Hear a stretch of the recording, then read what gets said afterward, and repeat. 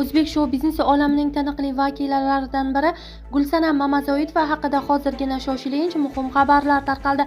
Assalomu alaykum hurmatli tomoshabin do'stlar, kanalimizga xush kelibsiz.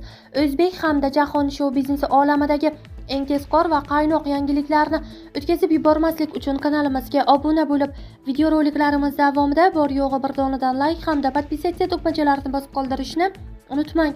Xonanda Gulsanam Mamazoitova muxlislariga yana bir yangi ijodiy sovg'a taqdim etdi. San'atkor 6-mart kuni Onam chiroyli nomli yangi taronasini o'zining YouTube kanali orqali tinglovchilar e'tiboriga havola qildi. Ayni paytda qo'shiq audio shaklda e'lon qilingan bo'lib, qisqa vaqt ichida internet foydalanuvchilari orasida katta qiziqish uyg'otdi. Tarona joylanganidan so'ng atigi 4 kun ichida 220 mingdan ortiq marta tinglandi. Tinglovchilar qo'shiqni iliq kutib oldi. Izohlar bo'limida muxlislar tarona mazmuni, musiqasi va xonandaning ijrosi haqida ko'plab ijobiy fikrlar qoldirib, asarni yuqori baholamoqda.